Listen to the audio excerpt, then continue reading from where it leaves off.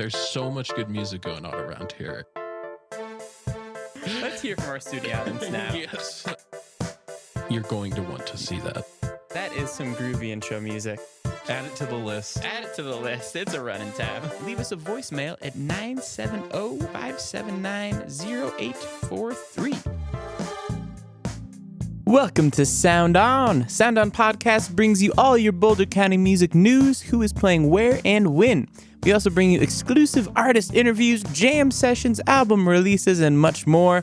If you're an artist or venue and would like to have your show featured on Sound On, shoot us an email at info@soundonpodcast.com.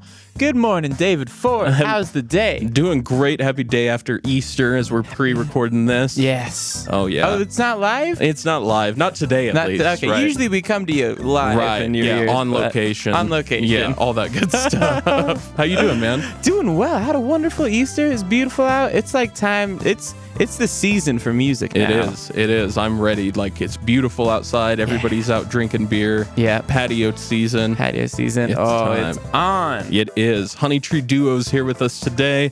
We're going to talk to them about playing music in Longmont here, writing songs. They just shot some beautiful videos that I want to talk to them about doing, and so I'm really excited. Absolutely. Me too. Yeah. Shall we get into the music news? Oh, you talked me into it. Let's do it. Fine. Today, Wednesday, April 24th, 300 Suns drop in Acoustic Jam at 6 p.m. And over at Shoes and Brews, they got the Summer Series open mic at 6 p.m. On Thursday, the 25th, at Still Cellars, the Failure Cabaret at 8 p.m. They're there for 3 nights in a row. And moving on to Oskar Blues Longmont, the Jenn Cleary Duo at 6 p.m. At Longmont Public House is the 3-chair jam with Mr. Andy Eppler at 6 p.m. At Grossen Bart Brewery, Den plays with Strangers at 6 p.m. Christopher Ryan is at St. Vrain Cidery at 6 p.m. And at the Tasty Weasel, Chris and Ollie at 6. On to Friday, April 26th. Back at Still Cellars, the Failure Cabaret at 8 p.m. Over at Bootstrap Brewing, we've got UA at 6 p.m. Lost Cheesies will be at Grossen Brewery at 7 p.m. And Delta Sonics over at the Tasty Weasel at 5 p.m. On Saturday the 27th at Still Cellars, the Failure Cabaret up with their second night at the Still Cellars. At the Rail, Crick Wooder at 7 p.m. At Bootstrap Longmont, Lightly Toasted at 6 p.m. At the Wild Game, Funkiphino at 8 p.m. That's a great name. Funkiphino. Yeah. Ooh. Oskar Blues Longmont, The Strange Parade, a Doors Experience at 8:30 p.m. At Chiba Hut, Kings of Prussia at 4 p.m. At Collision Brewing, All About the Brass at 10 a.m. Andrew Reimers at La Vita Bella at 7 p.m. At The Roost, Ryan and Peyton Langford at 8:30 p.m. And at the Tasty Weasel, Wiley at 4:30 p.m. Oh, plowing through that Saturday music. Oh, yeah. Sunday, April 28th, we've got Kevin Dooley and Kevin DeForest at Java Stop at 6 p.m. And at St. Vrain Cidery, we've got Adam Lopez at 4 p.m. On to Monday, April 29th at La Vita Bella Cafe, we've got the Potluck Bluegrass at 6:45 p.m. Speaking of bluegrass, Monica and Eric are here from Honeytree Duo. How you guys doing on this rainy morning? Good. Good? Yeah. I saw you guys over at La Vita Bella here recently at the first Soundpost sessions. How was it? It was awesome. Yeah, what was awesome about it? So the sound was so professional and the stage was beautiful and it was a nice, quiet listening audience and it just made for a really nice space to make music in. Yeah, and Tim over there is an audio engineer, so that's like his baby, that new room over there. Oh, yeah. I think we're going to be seeing some good acts come into town. You don't usually get somebody that actually understands room acoustics and builds a room that you get to play in. You usually don't even get a sound man. Yeah. Right. Very true. That's true. Usually it's like, there's the board. I hope you know how to use it. I've got to go back to the kitchen. Right, exactly. And you guys are such a great band to debut that because your songs are so rich. I feel like you must take a lot of time to get the way your acoustic instruments sound together is just really warm and rich, and you really feel it. How is the process like putting together your live show? That sounds like a me question, doesn't it? It does. I have spent a lot of time and money trying to get the instruments that I want to have. I think just because in the acoustic world, it's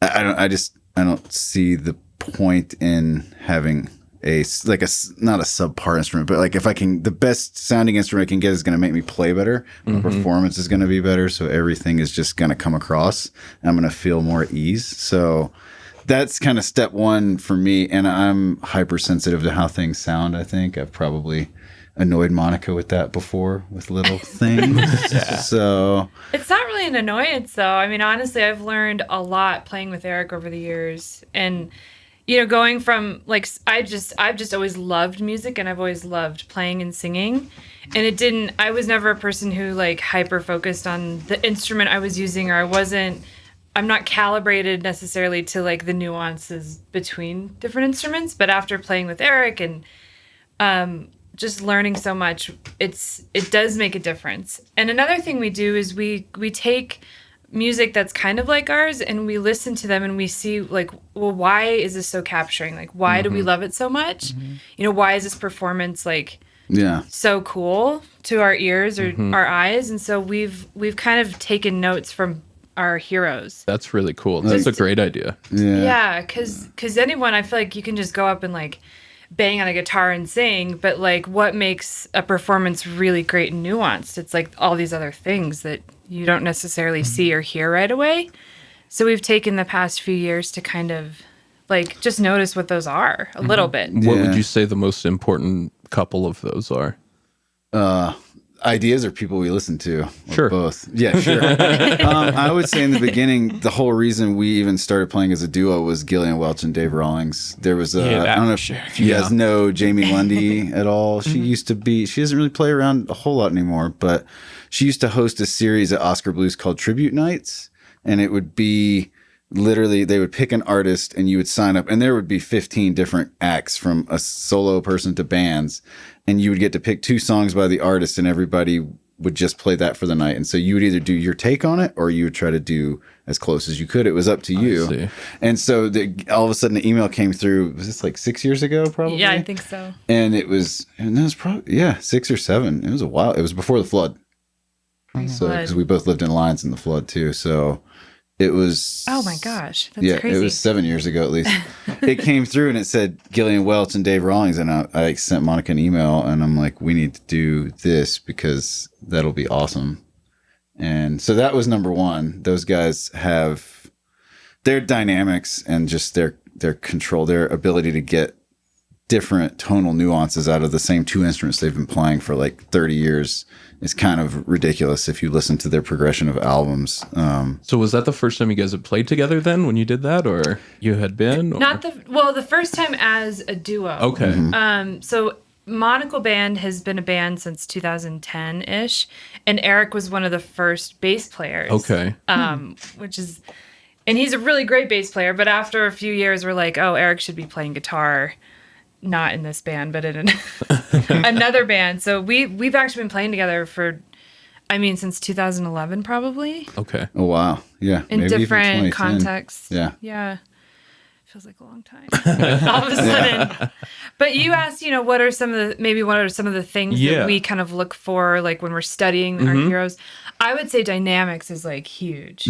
Like we really, because I'm used to playing in a band with drums and electric, and so like, and I'm like the rhythm person, and it doesn't have to be as nuanced, but when you play as a duo, doing that doesn't serve every song. Yeah. And there's a much lower ceiling of volume that you can do when you're an acoustic. I mean, as hard as you can hit it acoustic, that's your ceiling, you know? Right. Yeah. So the more you can play below that, you have that to work with. And you guys do a great job of that, definitely. Cool. Yeah, that's one of the things that we've like really intentionally tried to work on is more of that. And also like, I'm more rhythm, but there's a lot of stuff that can happen in rhythm. And so I'm always asking, well, Eric, what can I do here? Or like, how can I make this not just a boom chuck or, so I try to be more dynamic and like interesting in my rhythmic playing, which is fun, because after so many years of playing guitar, it's like you can get stuck doing the same things. Definitely. Yeah. So how did you guys come together? How did you start playing music together? In Monocle, I don't know if you guys are familiar with the band, but Bill Houston is the guitar player / one of the principal writers, singers You guys are the front people. Yeah. Front There you go. persons. Front It's persons. 2019, front persons. Right. So you guys both led the band, and Bill and I were in jazz school together at CU, and we had like been in school, and then Bill had gone off. He started his own business, and we, it's like one of those things when the scene is small, you run into people once every 3-6 months. You're like, hey, what's up? And he's like, oh, I'm starting this band with this great singer. It's a folk thing. And I'm like, like folk music? Yeah, maybe. Like I was too busy trying to play too many notes and make people not like my music. So, and I was succeeding No at comment. both.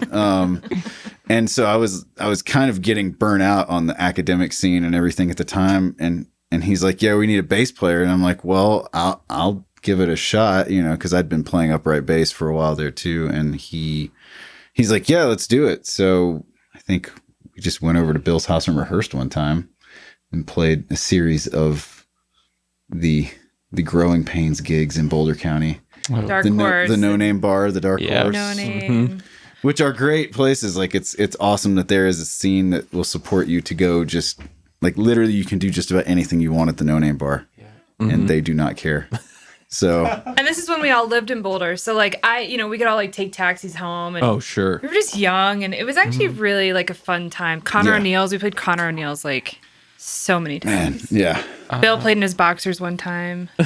Yeah, for Halloween he literally just wore his boxers. Oh my God. It just Yeah. loose and Once saw the amazing. CU So fun. female ski team. They body surfed at a gig one time. Nice. I don't know if that was a monocle gig though. I don't think They I all was blur there. together. Yeah. If anything was very clear at Connor O'Neill's, you didn't do the gig right. So That's amazing. And this was what, like 9-10 years ago? yeah, or a little less, maybe Okay. like 7, 8. Yeah, because they closed 2012-ish, now. probably. But that was back when Boulder still had that sort of size venue that was still happening. You could yeah, you're not playing the Fox yet, Yeah. but you still have clubs where you can go play till 1 a.m. and get new fans. And as that slowly phased out, I think we also happened to get older at the same time and realized we did not want to do that anymore. Yeah. And we started moving further away, and you're like, oh, I can't just take a taxi home anymore. Right. Like I'm not going to start at 10 p.m. at Connor O'Neill's and have drinks and then take a $50 Uber home. Like it's just not right. All of a sudden, that gig when you have to drive home is not nearly as fun. right. Yeah, Right. exactly. Yeah. Yeah. How did that morph into to Honeytree Duo? It just with the Jamie's that tribute night came through, and we did that, and we did 2 or 3 songs. 3. I think it was 3. Yeah. And it felt good, and I was looking for an outlet to play more guitar. And so we just started booking, the small little brewery circuit sort of gigs after that, which was fun. And it was it turned into like kind of a folk bluegrass focused duo where we just took songs from people that we loved and just, played that stuff. And Right. Yeah. luckily there's a market here for like there's all these like the brewery gigs or the little duo shows that are all over the place between Longmont and Boulder and even Fort Collins. And we're like, well, this is fun and it's easy and there wasn't a lot of pressure around it. So Sure. we, Right. And everybody's supportive. Totally. Yeah. Yeah. Because I love being in a band, but it gets a little tricky with the scheduling game. And it was just like a really easy, fun outlet, I think, for both of us. Sure.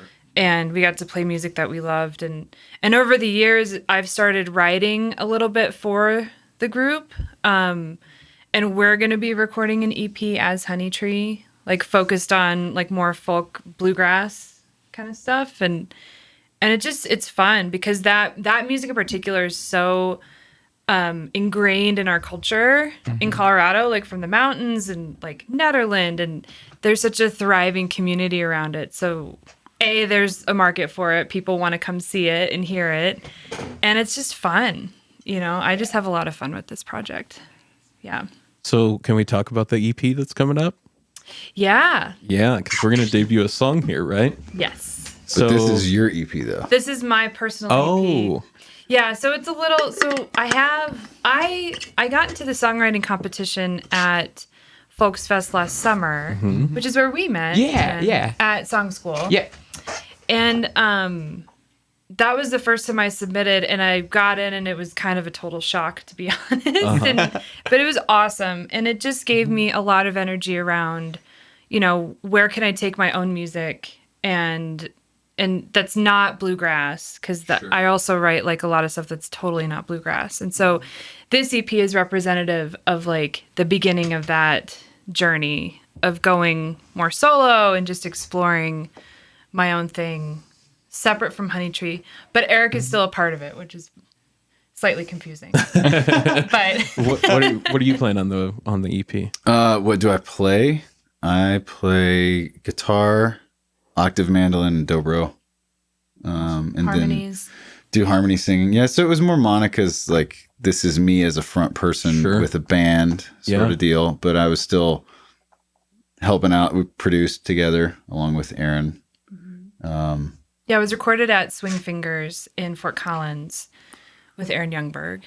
And we kind of all co-produced it, which was really cool. And it was a different approach than like Monocle has been together for years. So that's like it's like a unit, right? As a democratic function of everybody coming together, and not that it wasn't that way, but these were like Monica songs. And so we brought in studio guys. So we brought in Eric Tureen, if you know him, the bass player from Lions. And then, Kevin Matthews, who's in the Gasoline Lollipops and has played around for years. And so they just came in like day and a half, knocked out all the rhythm tracks while I played acoustic.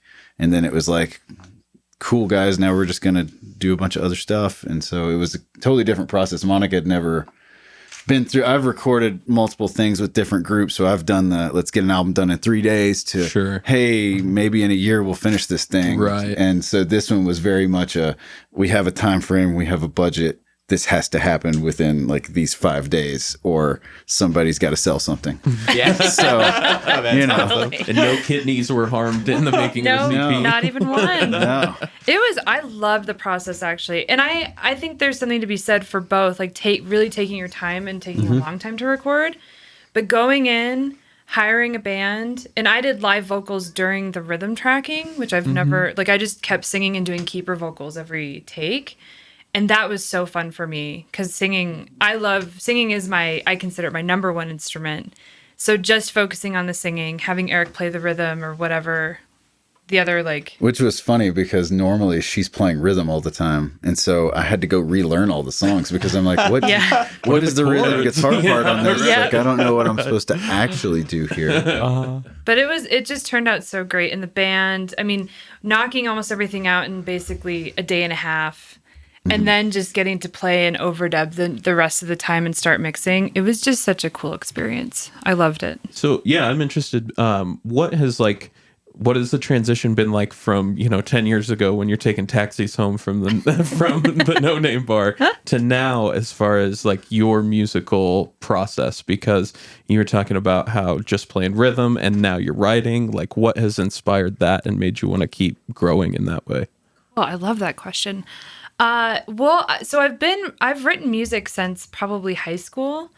Nothing that I remember, nor I probably want to remember. But I've been expressing myself musically for a long time in different ways. And Monocle gave me a platform to co-write with Bill Houston and to like put out original music as a band. That was my first real band, was Monocle. And it was fun, and it was just like, it was kind of a party for the first few years. And then over the years, it evolved more, where Bill and I wanted to get more intentional and get more personal with our music. And we started playing more listening rooms, like house concerts. And then we started to get into like bigger festivals where people are really listening, like Pagosa, where you're playing to a huge tent of people sitting down, like staring at you and taking in every note and every word. And playing those kinds of gigs just pushed me to appreciate that kind of audience and also that kind of space. And then I started, I think it just became more and more important to me. Like, I kind of got over the party scene. Now I'm married. Now I live in the mountains. I'm having a baby in August. Congrats. So like life just kind of marches on, where like I also feel like I've matured and the music has matured, side by side. and it's become something bigger, something deeper, where it's not just like, oh, let's go play music at a bar, it's going to be fun. It's like, no, like I want to make music that matters and like touches people. And so that's kind of been the progression. I've just been following the muse in a way for the few, the 10 years that I've been here kind of doing this. So awesome. Well, should we play the song? Yeah. Let's do it. Tall Pines by Monica Marie. I was born in the west, a cold winter's breast, with no fire and hearth or home. Many years passed by, I'm still cracked and dry. I am skin and dust and bones.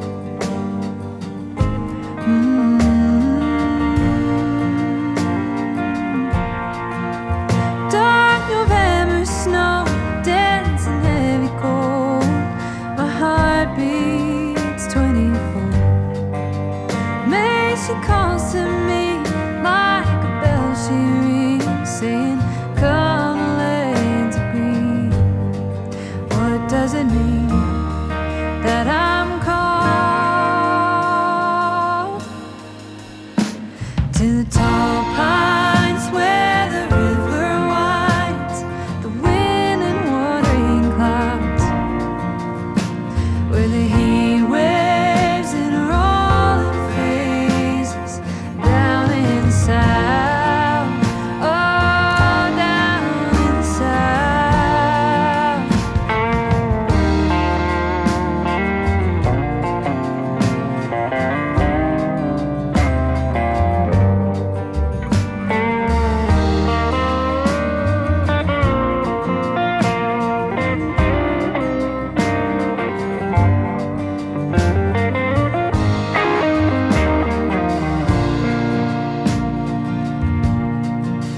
Light as summer rain, big as a hurricane, with no ground to stand upon. I'm pulled to ride, absolved by the wind, cured with prayer and song.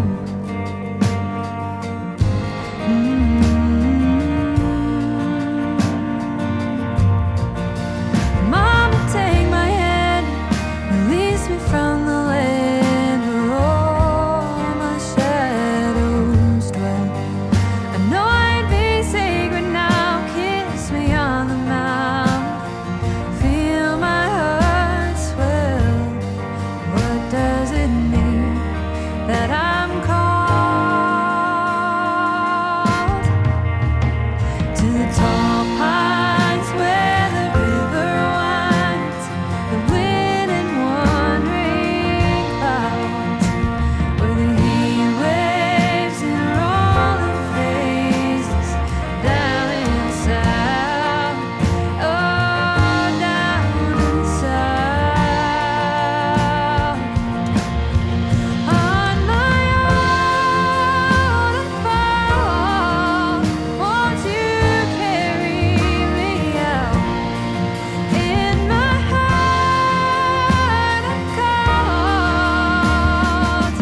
Mama South, Mama South, Mama South. I was born in the west, it cold on winter's breast. I was skin and dust and bones. Honeytree Duo's here, and that was off of Monica's new EP, and that was Tall Pines. How did that song come to be? Man, I loved writing that song. I wrote it last summer, and the short story of the long story is I was a lifty in Beaver Creek, so I was basically a ski bum for a winter. I didn't want to go to school for a year, and I was like, I'm just gonna go to the mountains and snowboard and have fun. And I met she's still one of my best friends of all time, and this was back in 2004. She brought me to Alabama, so which was perfect because I was kind of lost. I mean, if you ever lived in a ski town, it's easy to kind of get lost in those places. I've been to one, and yeah, didn't even need to live there. Yeah, if you live there, it's like, man, you can really take you down deep in different ways. But she brought me to Alabama, and I was the music and arts and crafts director at a camp for children and adults with disabilities. And I did that for 4 summers. And so this song is just about the contrast between, cold, dark Colorado winter. And actually it was awesome. I had a great time, but for the sake of songwriting, you have to get a little dramatic, to the hot, humid, sunny South. And I was kind of lost when I was up there being a ski bum. And then when I worked with children and adults with disabilities, it just opened up my eyes and my heart. And so this song is about kind of that contrast and kind of feeling saved in a way by my time in the South. Which there are so many reasons not to love the South, but I just loved my time there for so many reasons. And we were isolated. It's this beautiful camp on a lake. And so I wasn't in with the culture, and I didn't get to know, the Deep South, I think a lot of people would if they live in an urban setting. But this song is about that time in my life. Yeah. It seems like there's something to that in the South, because there's so much good music that constantly comes out of that area. Everything in Muscle Shoals, and now there's so much good stuff coming from North Carolina and all of that. Yeah. And Eric's actually from Alabama. Yeah. Really? Where in Alabama? Well, my parents live in Huntsville now. I kind of grew up all over the South, but so Huntsville's north. Its claim to fame is that's where Space Camp is. But we're only an hour and a half from Muscle Shoals. So I went to school in Florence, Alabama, which is across the river from Muscle Shoals, for a year before I actually transferred out of there. But to your statement, there is a lot of great music that comes out of the South. I feel like there is a natural push and pull socially and just internally, especially if you're down there and you're not trying to diss people, but if you're a little bit more of an aware person, it is tough to realize how indoctrinated things are, either religiously or racially or economically, which all those things are tied in together. So a good example is somebody like Jason Isbell. His songs sound deep and harsh and real, but when I hear him, I'm like, yeah, that sounds what it's sort of like to grow up in Alabama. Not that I grew up on a farm impoverished or anything like that. I don't want you to think that was very middle class in the suburbs, but you see it and it's real. And being in Colorado I've been out here for 13 years now, you kind of forget. And when I started hearing his music come out again, I'm like, right, that part of the country it's still raw, and racism is still a real thing. It's not this thing in the past, so I can see why you would write a song that would come out of that. There's a lot of emotion still down there, whether people deal with it or not. In fact, most of them don't deal with it, which is why it's still there. So when coming from Colorado, which feels right in ways more progressive, but also less diverse, hanging out in the South, it's a bit of, I was the Colorado hippie girl every time I went down there, which is funny, but the contrast is so huge. Oh, I know. Geographically. When I came out here for school, my friends were like, so when are you going to move back? And I'm like, I don't think you understand. I didn't come out here to just get a perspective and bring it back only to have it squashed. I'm trying, I didn't jive with that culture, so I'm gonna stay out here where I do. But the South definitely has a lot of deep history that comes out in the arts that are made down there for sure. And have you noticed how that has affected your songwriting or music in general? And you're also in the band Masontown. I am, yeah. And so that's what's funny is I didn't play a lick of bluegrass or even remotely folk or country music when I lived in the South. I avoided it like the plague because I didn't want to be lumped in with the crowd of the rednecks or anything like that. And it was a very clear, I mean, I'm sure we all had this when we grew up, right? Like in high school, there were very clear groups of people. You know, we all have that. You guys are from Nebraska, so it's not, I mean, it's just when there are 50 people in your graduating class. Wow.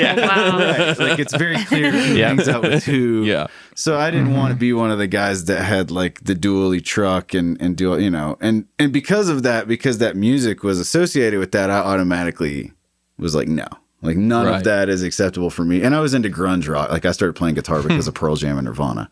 Yeah. So, what was the question? I totally just went off on a tangent now. So, How is that kind of, how does that come being out? raised in that kind of, right. So my dad is a music lover. He swears I was named after Eric Clapton, so I'll take that. I think he was probably thrilled when I became a guitar player. / probably mortified that that's what I was doing with my life. But no, my parents have always been super supportive, which is the only reason why I ever felt like it was an okay thing to do with my life.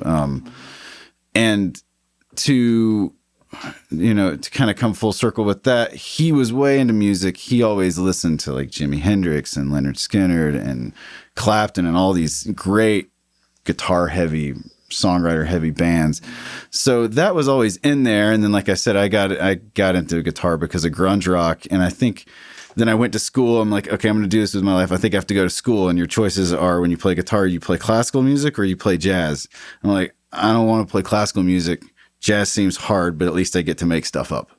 I'm going to try that. And so I did that. And that's rooted in the blues. Right. And so when I came back out and I started getting into acoustic music, I feel like my friend Steve is a great guitar player here. He's the guitar teacher up at UNC. He's from Nashville. And he's like, he told me the first time he heard me play, he's like, man, I could tell you were from the South. He's like, we just sound different. He's like, there's like blues in what we play, whether we mean for it to be or not. Wow. He's like, you can hear when somebody grew up in the South when they play. And I was like, I'd never thought about it before, but when I started listening, I'm like, you're right. It's sort of I imagine it's the same as if you grow up in Cuba, you can feel Latin rhythms that like I'm going to have to sit down and write out on paper and do a terrible job of playing. Right. Yeah. It's just something, you guys have absorbed things from country music from Nebraska. There is country music in my playing and I can't help it. Right. Yeah. But you shouldn't, because it's part of you. Exactly. And we spend a lot of time trying to not do those things sometimes, or trying to avoid it. And then we realize that it's actually maybe a gift, and we shouldn't try to hide it. Absolutely. Like we should embrace it, because we don't even have to try for it to come out. Right. And other people are working, you got Keith Urban's from Australia trying to sound like he's from Nashville. Exactly. Australia? See? Keith Urban's from Australia? There you go. It's not really a secret, but go listen to an interview with him. Yeah. Very it's Australian. out now. TMZ's going to be calling. But so, I mean, you got people that spend their whole careers trying to do something, and you're like, I don't even have to try to do that. I'm trying to avoid that. And it's like, wait a second, maybe I should just let that come out. Yeah. So I think it's there, whether I mean for it to be or not.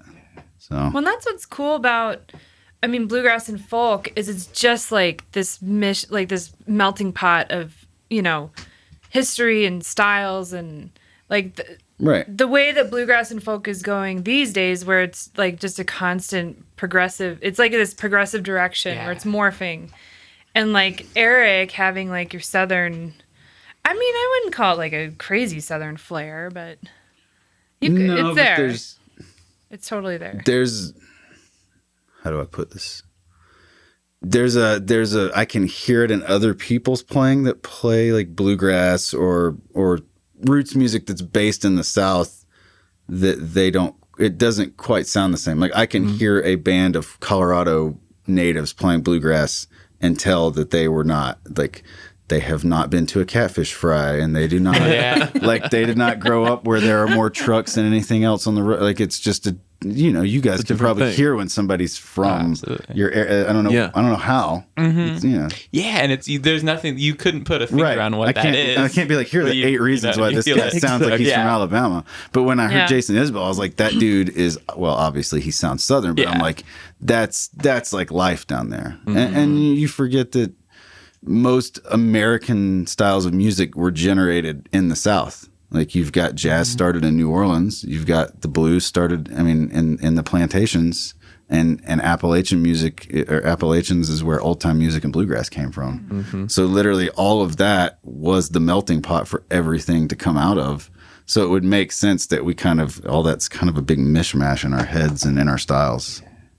So what's the, is there any other big plans for this thing? Are you going to turn into a full band too, or for the duo? Well, The duo won't, like Honeytree will always just be a duo. duo. Yeah, I would say so. Every now and then we throw in a banjo player or something. We just had James Armington play with us at City Star a couple nights ago, and he's so great. So that's fun to like throw in a little, like some more bluegrass instrumentation.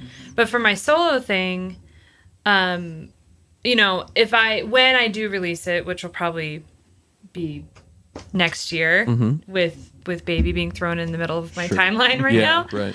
I would love to get a band together to play the music, because I mean you guys play as a duo, and so like, you know, you have two instruments and voices, and that creates one thing for the songs.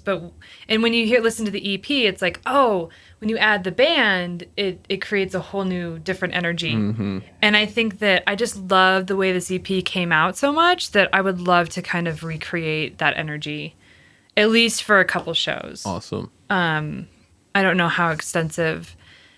You know, I think there's a lot of like solo names who will hire a band for certain shows, and that's kind of how I see that this kind of going. Because I love playing in the round stuff, which I know that you've done, and I love doing solo shows, and, you know, doing a duo solo show when it's appropriate. And that's the upside to the duo, is like you can get in a car and go do a week or two on the road and not have a band with a van, and where you stand and you need all these beds and all this food and have to set up a huge PA and all that. It seems like we can still get the point across with your songs with two people, and so that it can be out there if we want. So it's kind of nice to have that be the foundation, and then make it bigger if we have a gig, but don't have to worry about it. Well, and Eric plays like 25 instruments, so that's helpful too.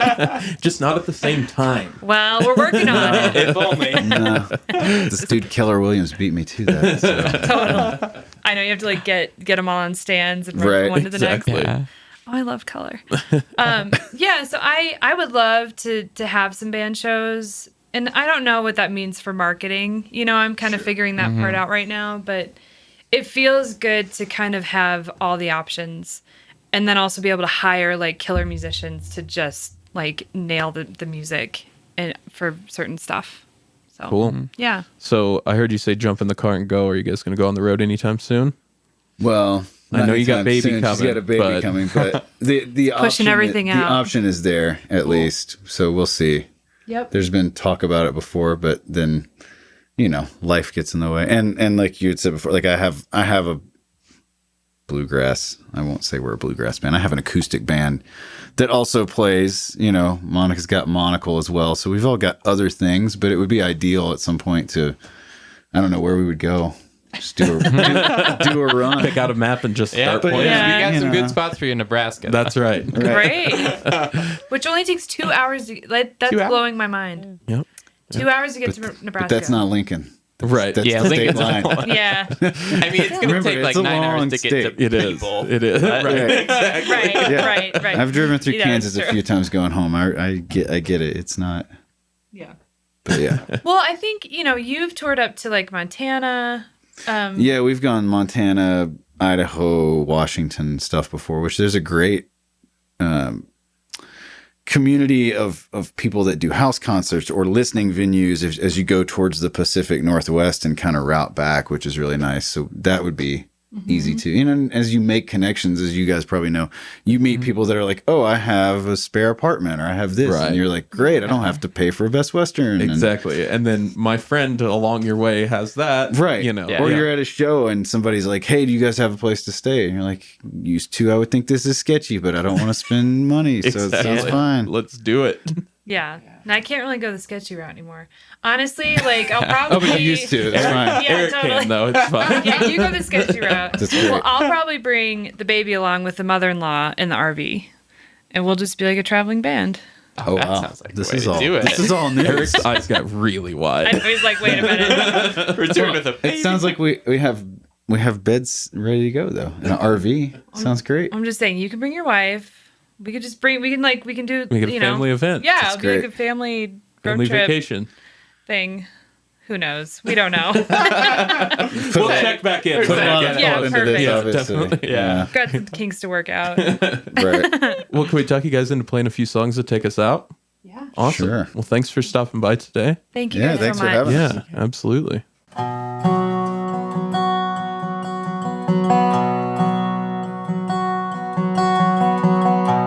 Sunny August, Colorado. We were kids then.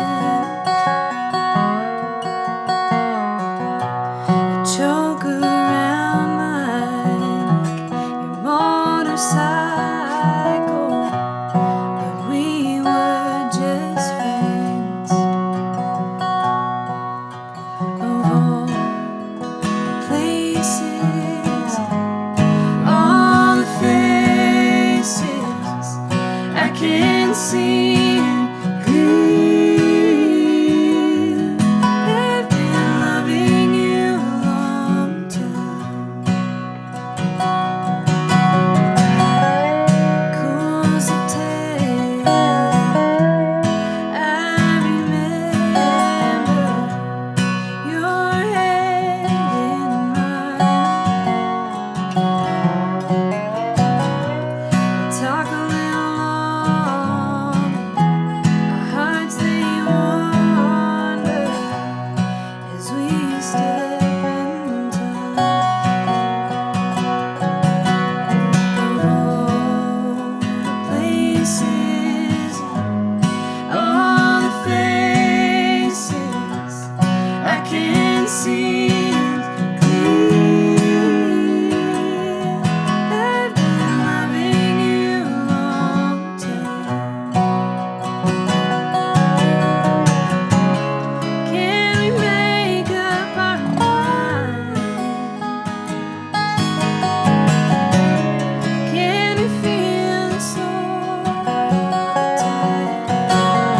'Cause I started to think that my heart's on the brink of a lonely forever.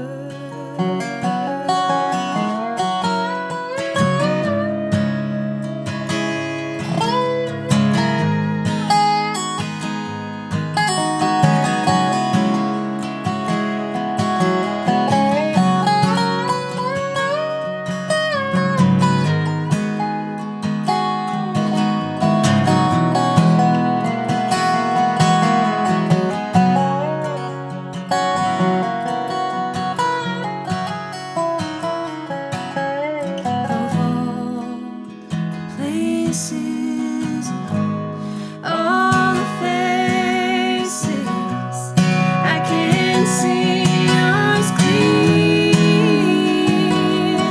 I've been loving you a long time. I've been loving you a long time. I've been loving you a long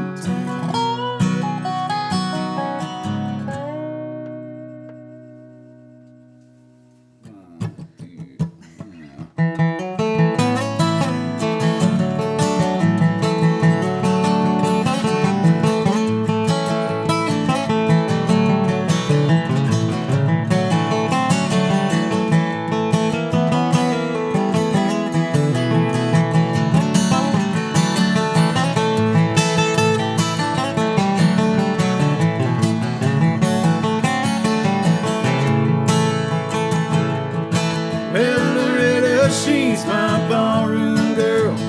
Wears them sevens on her sleeves.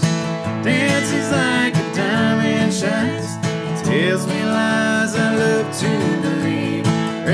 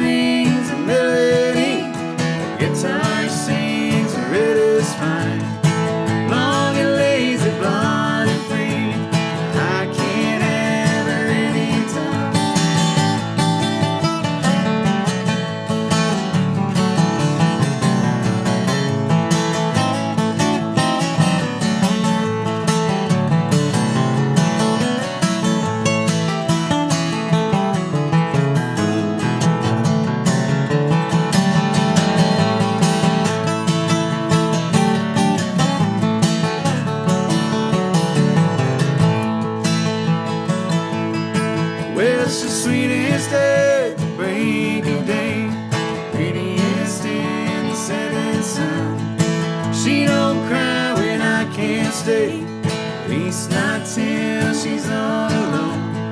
Loretta, I won't be gone long. Keep your dancing slippers on. Keep me on your mind a while. I'll be back, babe, to make you smile. Well, Loretta, she's my ballroom girl. Wears them sevens on her sleeves. Dances like a diamond shines. Tells me lies.